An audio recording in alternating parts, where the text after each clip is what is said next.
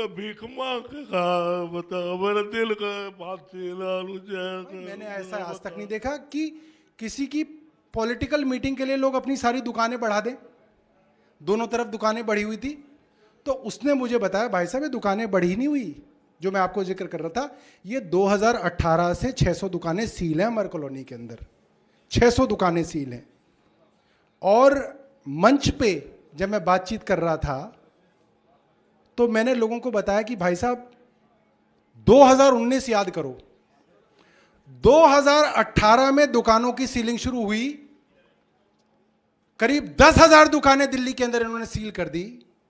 आपने defence colony के वो सरदार जी का वीडियो देखा होगा, एक अंकल जी का वीडियो होगा, उनको हार्ट अटैक हो गया था, उनके घर की औरतें रो रही थी और ये कह रही थी हमने कन्वर्जन चार्ज भर दिया है। आप ये तो देखो, हमने तो कन्वर्जन चार्ज भर दिया है और उसके बावजूद एमसीडी के डीसी ने उनकी दुकान पे सील लगा दी, आज तक लगी हुई है, अब तक हटी नहीं है वो सील, आज भी लगी हुई है। ऐसे रोते बिलखते हुए हमने व्यापारी को दिल्ली में आज तक नहीं देखा। व्यापारी ने तो हमेशा अपना हाथ ऐसे रखा है, चाहे सरकार हो, चाहे कोई सामाजिक कार्यक्रम हो, किसी के घर जागरण हो, किसी के यहां जगराता हो, कहीं पे खाटू श्याम की चौकी हो, व्यापारी का हाथ हमेशा ऐसा रहा है। और आज मैं दिल्ली के सारे व्यापारी भाइयों को एक ऐसे व्यापारी को दिखाऊंगा जिसका हाथ ऐसे से भारतीय जनता पार्टी की नगर निगम ने ऐसे कर दिया, आपके सामने दिखाऊंगा। के अंदर से जो 2018 को सीलिंग हुई थी, 2008 में, सॉरी 8 मार्च को, उसका इफेक्ट हमारी पूरी मार्केट में, पूरी दिल्ली में भी पड़ा है। वो अंकल एक दुकान के मालिक हैं, आज वो मंदिर के आगे फूल बेचते हैं ना, हमें रोना आता है उनको देख के, फिर हम उनके हाथ के पले हुए हैं। और मैं खुद एक व्यापारी था कपड़े का, आज मैं खुद एक होटल खोल के बैठा हूँ उसी जगह पे, पटरी के अंदर। मतलब हम अपने मालिक, दुकान के मालिक होके हम पटरी वाले हो गए आज। हमारी कोई कहीं सुनवाई नहीं हो पा रही, हम हर नेताजी के हर जिस चले गए, लेकिन कोई हमारी नहीं सुन रहा। हर बंदे के हाथ जोड़ के गए कि हमारी दुकान है, हमें रोजी रोटी दे दो बस, हमें और कुछ नहीं चाहिए, हम कमा लेंगे, हम कर लेंगे काम, हम आपके पास नहीं जाएंगे, लेकिन हमारी रोजी रोटी हमें मिलनी चाहिए बस। बहुत परेशान हो गई पूरे काम। हमारी मार्केट में अगर देखो, एक एक बंदा रो रहा है, एक एक बंदा। आप सिर्फ एक बार हाथ जोड़कर बनती है कि एक बार हमारी मार्केट में झाँक कर देखिए। मैंने कहा हमारी मार्केट पूरी दिल्ली की सीलिंग खुलनी चाहिए, सिर्फ हमारी मार्केट नहीं, पूरी दिल्ली जितनी भी सीलिंग है सबकी सब खुलनी चाहिए। मैं आपसे हाथ जोड़ के मांग कर रहा हूँ, अमर कॉलोनी मार्केट से हूँ मैं। आपके भाई अरविंद केजरीवाल जी आपके बीच में हैं, जोरदार तालियों से स्वागत कीजिए। मुख्यमंत्री अरविंद जी आपके बीच में हैं। जो 2018 को सीलिंग हुई थी, 2008 में, सॉरी 8 मार्च को, उसका इफेक्ट हमारी पूरी मार्केट में, पूरी दिल्ली में भी पड़ा है। वो अंकल एक दुकान के मालिक हैं, आज वो मंदिर के आगे फूल बेचते हैं ना, हमें रोना आता है उनको देख के, फिर हम उनके हाथ के पले हुए हैं। और मैं खुद एक व्यापारी था कपड़े का, आज मैं खुद एक होटल खोल के बैठा हूँ उसी जगह पे, पटरी के अंदर। मतलब हम अपने मालिक, दुकान के मालिक होके हम पटरी वाले हो गए आज। हमारी कोई कहीं सुनवाई नहीं हो पा रही, हम हर नेताजी के हर जिस चले गए, लेकिन कोई हमारी नहीं सुन रहा। हर बंदे के हाथ जोड़ के गए कि हमारी दुकान है, हमें रोजी रोटी दे दो बस, हमें और कुछ नहीं चाहिए, हम कमा लेंगे, हम कर लेंगे काम, हम आपके पास नहीं जाएंगे, लेकिन हमारी रोजी रोटी हमें मिलनी चाहिए बस। बहुत परेशान हो गई पूरे काम। हमारी मार्केट में अगर देखो, एक एक बंदा रो रहा है, एक एक बंदा। आप सिर्फ एक बार हाथ जोड़कर बनती है कि एक बार हमारी मार्केट में झाँक कर देखिए। मैंने कहा हमारी मार्केट पूरी दिल्ली की सीलिंग खुलनी चाहिए, सिर्फ हमारी मार्केट नहीं, पूरी दिल्ली जितनी भी सीलिंग है सबकी सब खुलनी चाहिए। मैं आपसे हाथ जोड़ के मांग कर रहा हूँ, अमर कॉलोनी मार्केट से हूँ मैं। घरों की लेडीज पैर पकड़ रही है एमसीडी के, जेई के, कि तू हमारी दुकान छोड़ दे, हमारी दुकान छोड़ दे। और डंडे मार मार के व्यापारियों को दौड़ाया गया अमर कॉलोनी में, डिफेंस कॉलोनी के अंदर और कई मार्केट्स के अंदर, लोकल शॉपिंग सेंटर्स में। और किस लिए? कि आप कन्वर्जन चार्ज दे दो। भाई जो दुकान ही कमर्शियल थी, जो मार्केट ही कमर्शियल थी, उस पे किस चीज का कन्वर्जन? वो तो पहले से ही कमर्शियल है। उसकी कन्वर्जन चार्ज सर के ऊपर बंदूक लगा के मांगी थी भारतीय जनता पार्टी की दिल्ली नगर निगम में 2018 में। मैं व्यापारियों से बताना चाहता हूं, जब वोट डालने जाएं तो एक बार अंकल जी का चेहरा याद कर लेना कि ये हाल किया था इन्होंने दिल्ली के व्यापारी का। मैं बुलाऊंगा अरविंद केजरीवाल जी को कि वो आए और अपनी बात आपके बीच में रखें।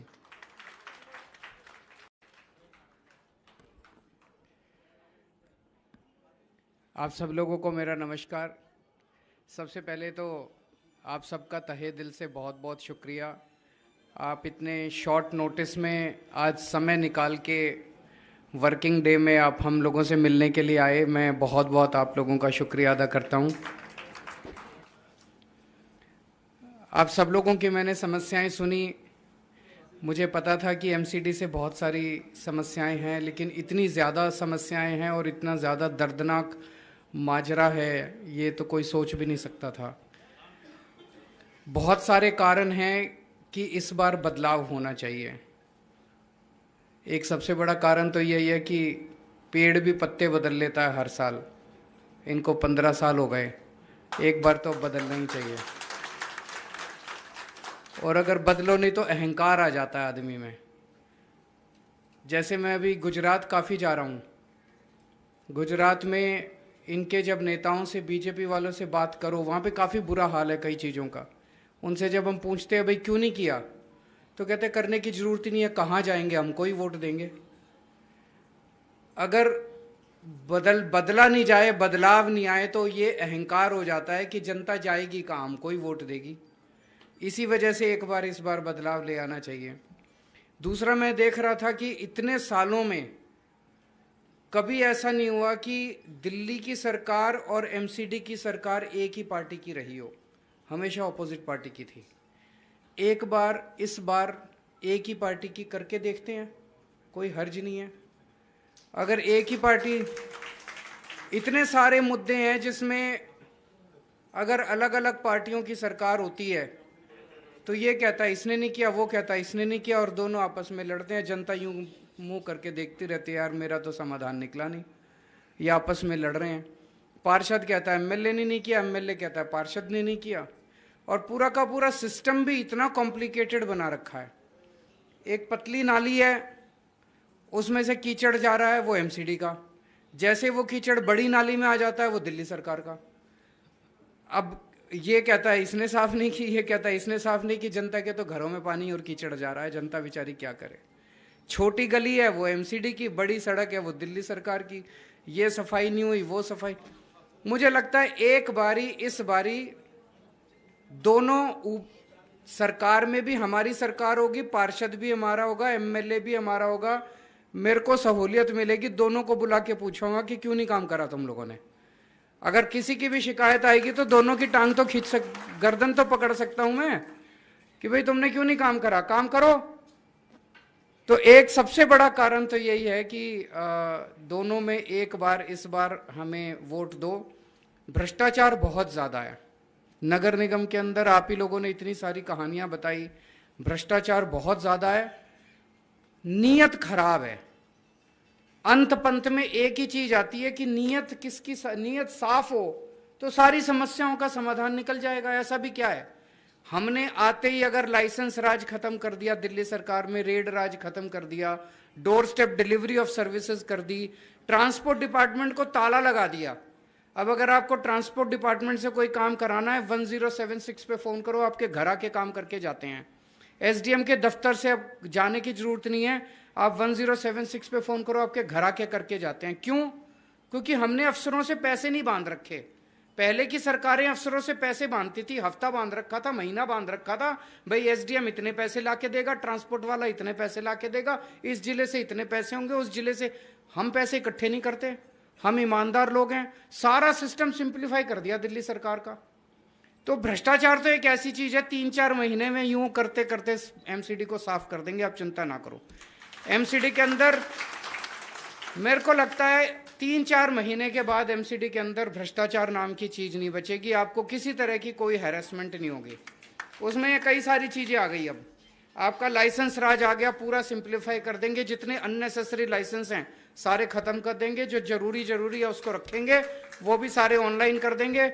आप ऑनलाइन अप्लाई करो, आपको किसी तरह की कोई दिक्कत की जरूरत नहीं है। सीलिंग का एक बहुत बड़ा मुद्दा है। सीलिंग को बैठ के इसको सारे को समझेंगे, और मैं आज आश्वासन दे रहा हूं। देखो, मैं बड़ा चुन चुन के शब्दों का इस्तेमाल करता हूं, इसीलिए विश्वसनीयता बनी हुई है। जिस चीज की गारंटी देता हूं पक्की कर देता हूं।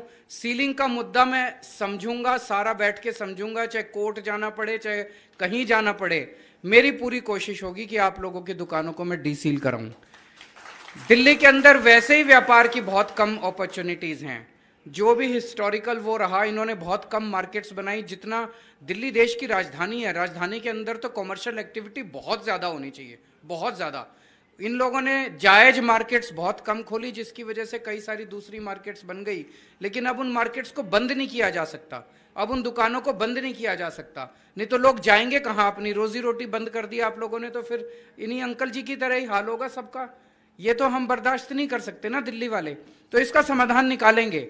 हमारी नीयत साफ है, इन लोगों की नीयत खराब थी। इनका ये था पहले सील कर दो फिर डीसील करने के पैसे लो, पहले सील करते वक्त पैसे लो, दोनों टाइम पैसे लेते हैं ये लोग। नहीं तो धमकी देते हैं, प्रोटेक्शन मनी लेते हैं ये लोग। हमको ना प्रोटेक्शन मनी चाहिए, ना सीलिंग में पैसे चाहिए, ना डीसीलिंग में पैसे चाहिए।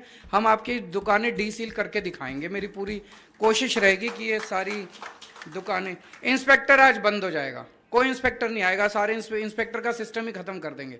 इंस्पेक्टर की जरूरत ही नहीं है, कोई इंस्पेक्टर नहीं आएगा। जैसे दिल्ली सरकार का वैट का जीएसटी का आपके उसमें नहीं आता, कोई इंस्पेक्टर नहीं आएगा। बिल्डिंग बायलॉज बहुत कॉम्प्लिकेटेड बना रखे हैं इन्होंने, जिसकी वजह से बहुत परेशानी होती है। रेजिडेंशियल में भी परेशानी होती है, कॉमर्शियल में भी परेशानी होती है। और इसको पूरे को खूब जबरदस्त तरीके से सिंप्लीफाई करेंगे। बहुत सारी चीजें तो ऑटोमेटिक कर देंगे, आपको परमिशन लेने की जरूरत ही नहीं है। और बहुत रेयर केसेस में परमिशन होगी, जिसको कोशिश करेंगे कि ऑनलाइन हो या डोर स्टेप डिलीवरी के जरिए। सिंगल विंडो कर देंगे सारी चीजों का, ताकि आप एक घर पे बैठ के सिंगल विंडो आप अप्लाई करो और आपके टाइम बाउंड तरीके से आपको वो मिल जाए। एक कुछ लोगों की मैंने अभी अखबार में पढ़ा था, हमने कहा था हम 5 मार्केट्स को रीडेवलप करेंगे, उनको ब्यूटीफाई करेंगे। उसमें बहुत ज़्यादा तरक्की हो नहीं पाई, उसमें बहुत ज़्यादा प्रोग्रेस नहीं हो पाई। प्रोग्रेस इसलिए नहीं हो पाई, वो सारी एनओसी एमसीडी को देनी थी और इन्होंने एनओसी। इतना लड़ते हैं ये लोग, इतना लड़ते हैं। मैं ऐसे बना रखा है दिल्ली को जैसे कोई हिंदुस्तान पाकिस्तान हो।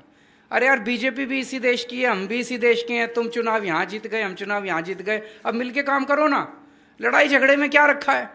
सारा दिन लड़ते रहते हैं, सारा दिन लड़ते रहते हैं ये लोग। तो इन्होंने एनओसी नहीं दी। आपको जान के ताज्जुब होगा, एमसीडी की कुछ सड़कों के ऊपर हमने मोहल्ला क्लिनिक बना दिया। कोई गलत तो नहीं करा? मोहल्ला क्लिनिक बनाया, तुम्हारे भी तो बच्चों का इलाज होगा यार वहां पे, बीजेपी वालों का। आपको जान के ताज्जुब होगा, बुलडोजर भेज के हमारे 3 मोहल्ला क्लिनिक तोड़ दिए इन लोगों ने। 3 मोहल्ला क्लिनिक। किसका नुकसान हुआ? दिल्ली वालों का नुकसान हुआ। गुंडागर्दी मचा रखी है, दादागिरी मचा रखी है। हमारी सड़क पे क्यों कर दिया? अरे तुम्हारे पिताजी की सड़क है ये, कल तक ये तुम्हारी थी, अब हमारी हो जाएगी। नहीं, किसी की परमानेंट थोड़ी है। आज मैं कहूं दिल्ली सरकार मेरी है, कल किसी और की हो जाएगी। जनता की है ये, जनता की दिल्ली सरकार है, जनता की एमसीडी है। तुम लोगों ने तो ये गुंडागर्दी ज्यादा दिन टिकती नहीं है। अभी मैं गुजरात में घूम रहा हूं, बहुत ज्यादा इतने परेशान है व्यापारी वहां पे, इतने परेशान है। मैं सोचता हूं दिल्ली तो स्वर्ग है उनके सामने। जिसको मर्जी फोन करके इनका छोटा सा कार्यकर्ता गाली गलौज कर देता है, इतने पैसे वहां भिजवा दो, इतने पैसे वहां भिजवा दो, ये कर दो, वो कर दो। मतलब इस किस्म की गुंडागर्दी से देश आगे नहीं बढ़ता। आप चुनाव में करो, जो मर्जी राजनीति करनी है चुनाव में करो, और चुनाव भी ढंग से लड़ो। ये क्या रोज वीडियो निकाल लेते हैं नौटंकी मचा रखी है इन लोगों ने। जब कोई काम नहीं करा तो 15 साल में इन्होंने कोई काम नहीं करा, कोई काम नहीं करा 15 साल में। अब जब इनसे पूछो कोई काम बताओ तो कोई काम है ही नहीं इनके पास। फिर कहते हैं अमित शाह जी और JP Nadda ji door to door कर रहे थे, जनता ने उनसे पूछा भाई कोई काम तो बताओ, एक काम तो बताओ। उनके पास काम नहीं था बताने को। फिर अमित शाह जी ने एक प्रेस कॉन्फ्रेंस करी कि हम मानते हैं कि 5 साल में हमने कोई काम नहीं करा। हमने इसलिए काम नहीं करा क्योंकि केजरीवाल ने हमको पैसे नहीं दिए। ये 7वां 8वां तजुर्बा है दुनिया का कि केंद्र सरकार कह रही है कि दिल्ली सरकार ने, हम छोटी सी दिल्ली सरकार, केंद्र सरकार इतनी बड़ी, केंद्र सरकार दिल्ली सरकार से पैसे मांग रही है कि हमको पैसे नहीं दिए। बताओ, इतना पैसा लेके बैठे हैं वो लोग। तो ये तो अगर एक बारी और इनको दे दिया तो अगले 5 साल भी यही कहेंगे कि केजरीवाल ने हमको पैसे नहीं दिए। तो मैं ये बहानेबाजी नहीं करता। केंद्र सरकार मेरे को, दिल्ली सरकार को एक नया पैसा नहीं देती, सारी राज्य सरकारों को पैसे देती है केंद्र सरकार, दिल्ली सरकार को नहीं देती। मैंने कभी आपके सामने आके ये बहानेबाजी नहीं की कि केंद्र सरकार पैसे नहीं देती। मैं जहां से मर्जी लाऊं, आप लोगों से चंदा इकट्ठा कर लूंगा, लेकिन दिल्ली चला लेंगे अपनी। इन्होंने अभी योगा क्लासेस बंद कर दी पिछले महीने, आपने अखबारों में पढ़ा होगा। योगा क्लासेस 17,000 लोगों को मैं फ्री में योगा कराता था दिल्ली सरकार से। मैंने स्कीम चालू कर दी, भाई दिल्ली वालों सारे योगा करो, मैं फ्री में टीचर दूंगा। मैंने टीचर देना चालू करा तो 17,000 लोग योगा करते थे, 1 साल से योगा कर रहे थे। बहुत लोगों को फायदा हो रहा था। वो कोविड के बाद खास तौर से पोस्ट कोविड कॉम्प्लिकेशंस बहुत हो गई थी लोगों को, तो खूब आनंद में थे लोग, खूब दुआएं दे रहे थे। अचानक पिछले महीने बीजेपी वालों ने एलजी को कह के योगा क्लासेस बंद करा दी। मेरे को बड़ी तकलीफ हुई, पर मैंने भी ठान लिया, मैंने कहा क्लासेस बंद नहीं होने दूंगा। मैंने चंदा इकट्ठा करा, लोगों से क्लासेस दोबारा शुरू करा दी। मैंने इतना चंदा आ गया, आज मैं तनख्वाह दे के आ रहा हूँ सारे योगा टीचर्स की। मैंने कहा क्लासेस तुम्हारी 17,000 लोगों से 17 लाख लोगों को मैं क्लासेस कराऊंगा, दिल्ली के योगों को, हर आदमी को योग कराऊंगा। लेकिन ये सोचें कि ये दिल्ली को बंद कर देंगे, दिल्ली को बंद नहीं होने देंगे। तो आपकी सीलिंग भी खुलवाऊंगा। ये जितने एनओसी का पंगा था, इंफ्रास्ट्रक्चर की बहुत प्रॉब्लम है, मार्केट्स की बहुत बुरी। अब एक अंकल जी बता रहे थे कि बच्चे काम ही नहीं करना चाहते, वो सेकंड जनरेशन जो है, वो अगली जनरेशन काम ही नहीं, बिल्कुल सही कह रहे हैं। इतनी बुरी हालत है, मार्केट्स में चले जाओ ऐसे लगता ही नहीं कि कोई, इनको मॉडर्न मार्केट बनाना है अपनों को। कोई आए तो वहाँ पे लगना चाहिए कि दिल्ली की मार्केट में आया है यार। आप पेरिस जाते हो, टोक्यो जाते हो, न्यूयॉर्क जाते हो, वॉशिंगटन जाते हो, लगता है कि किसी अच्छे शहर की मार्केट। इनको बनाएंगे, सारी मार्केट्स को अच्छा बनाएंगे। अब ऊपर और नीचे एक ही सरकार होगी तो फंड की भी वो कोई दिक्कत नहीं रहेगी। मार्केट की रीडेवलपमेंट करने, उसमें एमसीडी की भी जो जो चीज़ें हैं वो भी ठीक कर देंगे, दिल्ली सरकार की जो जो चीज़ें हैं वो भी ठीक कर देंगे। सुंदर बनाएंगे मार्केट्स को। चांदनी चौक में एक अटेम्प्ट किया है, कई लोगों को पसंद भी आया, लेकिन और अच्छा करेंगे। सारी मार्केट्स को हम बहुत अच्छा करेंगे। सफाई की व्यवस्था को ठीक करेंगे। कन्वर्जन चार्जेस और पार्किंग चार्जेस का ये जो मसला है, इन्होंने लूट मचा रखी है, इसको आपके साथ मिलकर इसको ठीक करेंगे। पार्किंग की व्यवस्था ठीक करनी है सारी मार्केट्स के अंदर। हर एक मार्केट की अलग अलग समाधान होगा। कहीं अंडरग्राउंड पार्किंग बनेगी, कहीं स्टैक पार्किंग बनेगी। आपके साथ मिलके, आपकी एसोसिएशन के साथ मिलके इनका सबका समाधान निकालेंगे। ये बड़ा अच्छा आइडिया आया था वहाँ से कि जैसे आरडब्ल्यूएस को हम मिनी पार्षद बना रहे हैं, उनको तो कई सारे मुद्दों पे बना रहे हैं। आपकी भी अगर मार्केट एसोसिएशन को लिमिटेड कुछ मुद्दों के ऊपर पावर दे दी जाए, ताकि आपको किसी के पास आना ना पड़े, आप अपने लेवल पे कम से कम सफाई है, सड़क है, ये सारी चीज़ें आप अपने लेवल पे करा सको। और आपको अगर कुछ फाइनेंशियल पावर्स दे दी जाएं हर मार्केट को, तो उसमें आपको किसी की तरफ मुंह नहीं देखना पड़ेगा, ना पार्षद का मुंह देखना पड़ेगा, ना एमएलए का मुंह देखना। ये मेरे सारे एमएलए मारेंगे मेरे को। तो कोई सरकार ऐसी नहीं होती जो अपनी पावर छोड़ना चाहे, सारी सरकारें पावर खींचना चाहती है। हमारी अकेली सरकार है जो पहली बार कह रही है कि हम अपने हाथ काट के आपको दे देंगे, आप अपने आप अपना काम करो, हम आपके लिए फैसिलिटेटर बनेंगे। महिलाओं के लिए टॉयलेट्स का बड़ी दिक्कत है सभी मार्केट्स के अंदर, उसको भी करना है। तो बहुत अच्छा रहा आज आप लोगों के साथ जो इंटरेक्शन था। मैं जहाँ भी जाता हूँ वो कहते हैं कि व्यापारी जो है वो बीजेपी का वोट बैंक है। हाँ जी, बताइए। माइक दे दो मैडम को। हेलो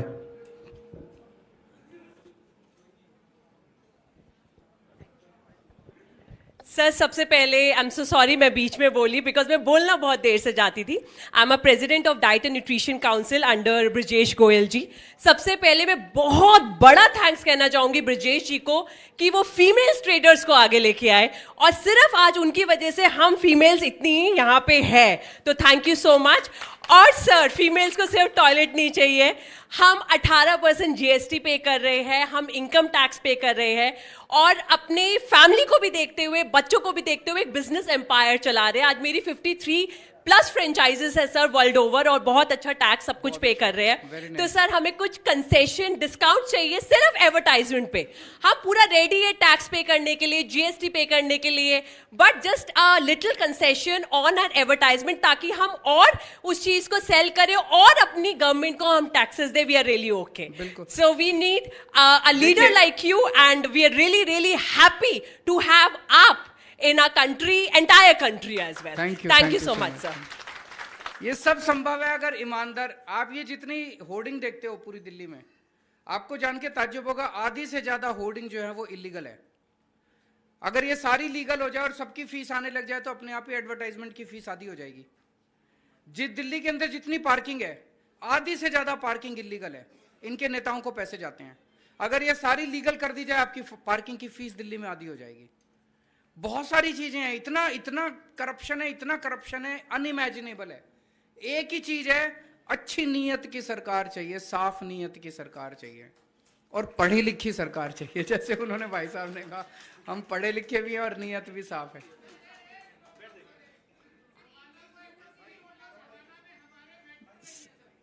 अच्छा, एक बार ना इलेक्शन कमीशन का टाइम खत्म हो रहा है, एफआईआर दर्ज हो जाएगी इस चक्कर में, प्लीज आप इसको बताओ, जल्दी से बता दो।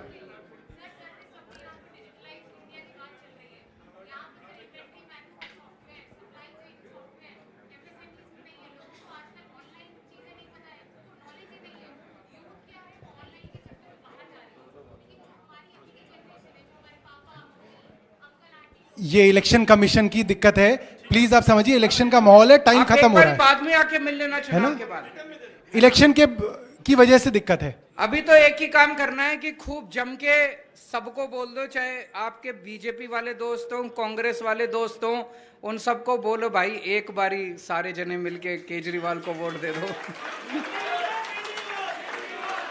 Thank you.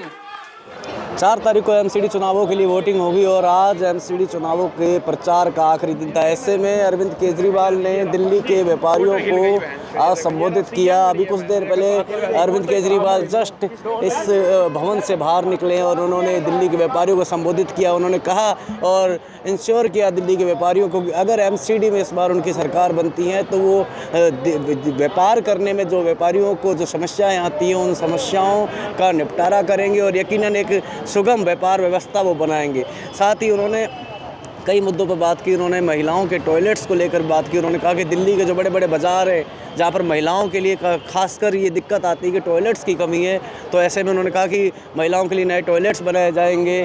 और उन्होंने जो सीलिंग के मुद्दे पर बात करी, सीलिंग के मुद्दे पर उन्होंने बात करी कि जो दुकानें सील कर दी जाती है एमसीडी द्वारा, अनेकों दुकानें कई बाज़ारों में सील कर दी जाती है एमसीडी द्वारा, उन दुकानों को अनसील करवाया जाएगा। ये बात अभी दिल्ली के मुख्यमंत्री अरविंद केजरीवाल ने कही है। अभी यहाँ से बस कुछ ही देर पहले मुख्यमंत्री अरविंद केजरीवाल निकले हैं और आज आपको बता दें कि एमसीडी चुनावों के प्रचार का आखिरी दिन है। एमसीडी चुनावों के लिए 4 तारीख को वोटिंग होगी। देखने की बात है कि दिल्ली की जनता क्या इस बार अरविंद केजरीवाल को मौका देने जा रही है और ख़ास तौर पर आज उन्होंने व्यापारियों को संबोधित किया, तो क्या व्यापारी दिल्ली के जो हैं वो अरविंद केजरीवाल का एमसीडी चुनावों में साथ देंगे। अपने सहयोगी विश्वजीत झा के साथ राहुल पांडे, न्यूज़ नाउ भारत, दिल्ली। आपसे एक छोटा सा निवेदन, अगर आपको हमारी ये वीडियो अच्छी लगी हो तो कृपया इसे लाइक कीजिएगा, शेयर कीजिएगा अपने दोस्तों तक, अपने रिश्तेदारों तक, ताकि आपकी आवाज़ को, जन जन की आवाज़ को देश के कोने कोने तक पहुंचाया जा सके। और हाँ, अगर आपने अभी तक हमारा चैनल सब्सक्राइब नहीं किया है तो चैनल को सब्सक्राइब कर ले, पास में मौजूद बेल आइकन को ज़रूर दबा दीजिएगा ताकि हमारी हर ज़रूरी से ज़रूरी अपडेट आपके पास सबसे पहले पहुंचे।